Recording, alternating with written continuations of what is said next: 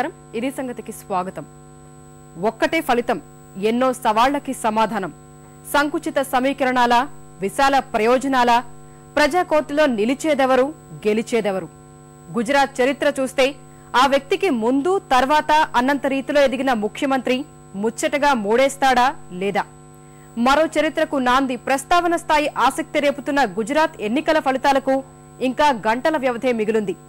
దేశం మొత్తం ఎప్పుడెప్పుడాను ఉత్కంఠగా చూస్తున్న సమరంలో సంఖ్యాబలాలు తేలే ముహూర్తం రేపే.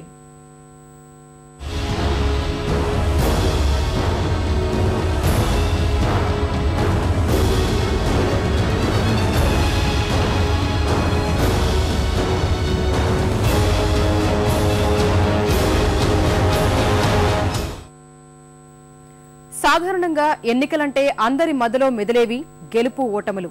గుజరాత్ రణక్షేత్రంలో మాత్రం దీనికి భిన్నమైన పరిస్థితి.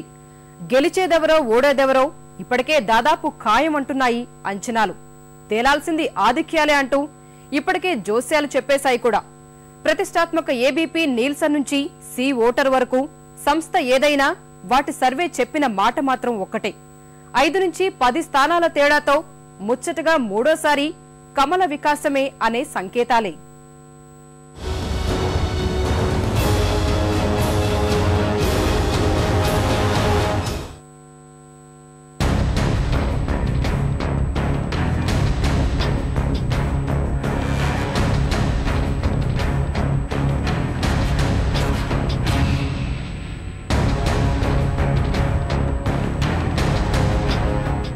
దేశ రాజకీయ ముఖ చిత్రాన్ని శాసించే ఫలితాలుగా విశ్లేషకులు అంచనా వేస్తున్న గుజరాత్ ఎన్నికల ప్రస్తుత పరిస్థితి ఇది.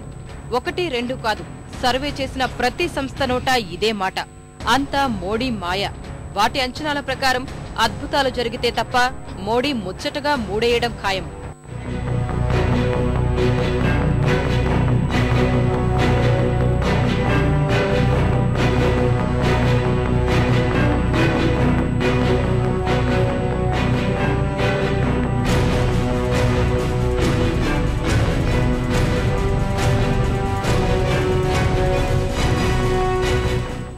విపక్షాల ప్రచారార్భాటంతో మొదట్లో నువ్వానేనా అన్నట్లు కనిపించిన గుజరాత్ ఎన్నికల్లో చివరకు వచ్చేసరికి ఫలితాల కంటే ముందే అందరికీ స్పష్టంగా కనిపిస్తోంది. 182 స్థానాల శాసనసభలో కనీసం 120 స్థానాల్లో విజయంతో మోడీ ప్రభంజనం తప్పదు అంటున్నాయి ఎగ్జిట్ పోల్స్. ఎలా చూసినా కాంగ్రెస్ కు శృంగభంగమేనంటున్న సర్వేలు పటేళ్ల గడ్డపై తొడగొట్టిన కేశుభాయ్కి అంత సత్తా లేదని, వృద్ధ సింహానికి 10 సీట్లైనా రావడం కష్టమేనని తేల్చేశాయి C voter, news 24, ABP, Nielsen, Chanakya తదితర సర్వేల సారం ఇదే.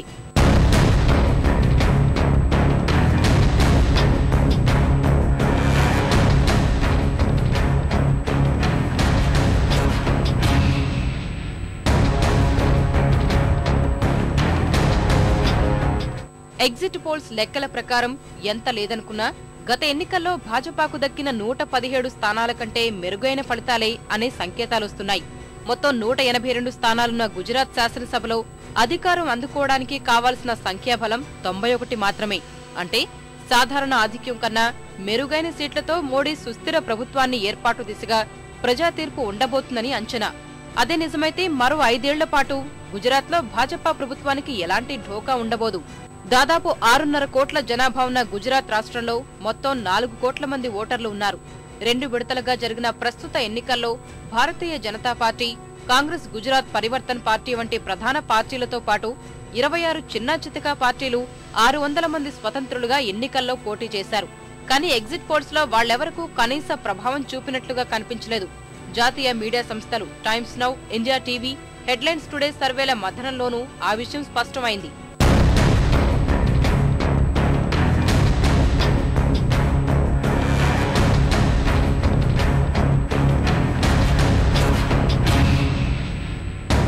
ఈ పరిస్థితుల ప్రకారం చూస్తే సీట్ల సంఖ్య కొంచెం అటు ఇటు అయినా మోడీ హ్యాట్రిక్ సంబరాలతో విపక్షాల కళ్లు మిరుమిట్లు గలపడం తప్పకపోవచ్చు.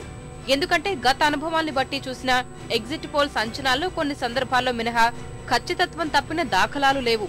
గుజరాత్ విజయోత్సవాలు పార్టీ మొత్తానికి నూతన జవసత్వాలు నింపుతాయని ఉబ్బి తబ్బిబోతున్న కమలదళం ఇప్పటికే మోడీభాయ్ భవిష్య కార్యాచరణను సిద్ధం చేసేస్తోంది. విజయం పైన ఎలాంటి అనుమానం ఎవరికి కూడా లేదు. మోడీ ఇప్పటికి కూడా దేశంలో ఒక ప్రధాన రాజకీయ నాయకుడు. కేంద్ర స్థాయిలో అనేక విషయాలపైన మేమందరం కూడా ఎప్పటికప్పుడు ఆయన సలహాలు తీసుకుంటూ ఉన్నాము, ఆయన సంప్రదింపులు చేస్తూ ఉన్నాము. దేశం సంబంధించిన యొక్క సవాళ్లపైన, దేశం ఎదుర్కొన్న సమస్యలపైన ప్రధానంగా ఆయనకు సలహా కూడా పార్టీ తీసుకుంటుంది. అయితే ప్రస్తుతం ఆయన గుజరాత్లో ప్రభుత్వానికి నాయకత్వం ఇస్తున్నాడు. భవిష్యత్తులో ఏం చేయాలనే విషయం తగిన సమయంలో పార్టీ ఆలోచించి నిర్ణయిస్తుంది. తమ ఆధిక్యానికి గండి కొడతాడని విశ్లేషకులు భావించిన కేశూభాయ్ గండాన్ని దాటుకుని కాంగ్రెస్ ఎత్తులకు పై ఎత్తులు వేసి జైహో అనిపించుకుంటున్నారు మోడీ. ఇదే స్ఫూర్తితో భవిష్యత్తులో ముఖ్యంగా 2014లోనూ ముందుకు సాగుతామని కమలనాథులు ధీమా వ్యక్తం చేస్తున్నారు. మన రాజకీయాల్ని శాసించేవి ఏవి అంటే టక్కున వచ్చే సమాధానం కులం, మతం, వర్గం, ప్రాంతం. అవి తప్ప పట్టం చేపట్టే దారి లేదా అంటే కాస్త ఆలోచించి సమాధానం చెప్పాల్సిందే. నూటికో కోటికో ఒక్కరు అన్నట్లుగా అక్కడక్కడా వాటికి అతీతంగా ఎదిగినా కొనసాగిన నేతలు లేకపోలేదు. గతాన్ని పక్కన పెట్టి వర్తమానాన్ని పరిశీలిస్తే ప్రస్తుతం మోడీ మేనియాలోనూ అవే సంకేతాలుంటున్నాయి ఆ పార్టీ శ్రేణులు.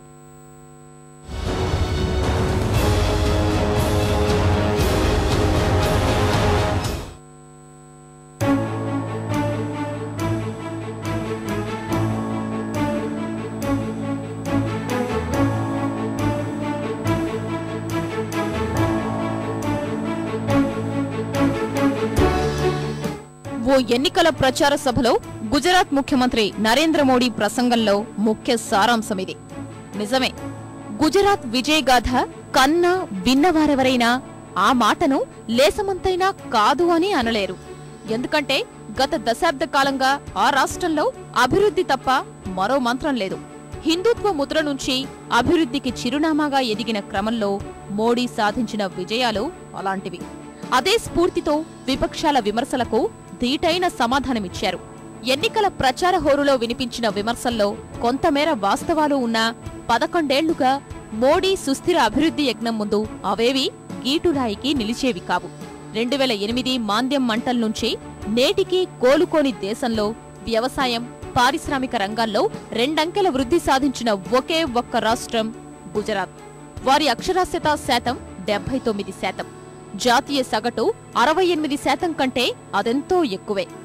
ఇప్పుడు గుజరాత్లో 18,023 గ్రామాల్లో ఎక్కడికెళ్లినా నిరంతరాయ విద్యుత్ వెలుగులే. కాస్త ధర ఎక్కువైనా గుజరాత్ పల్లె పల్లెకి 24 గంటల విద్యుత్ లభిస్తోంది. ప్రత్యామ్నాయ మార్గాలు,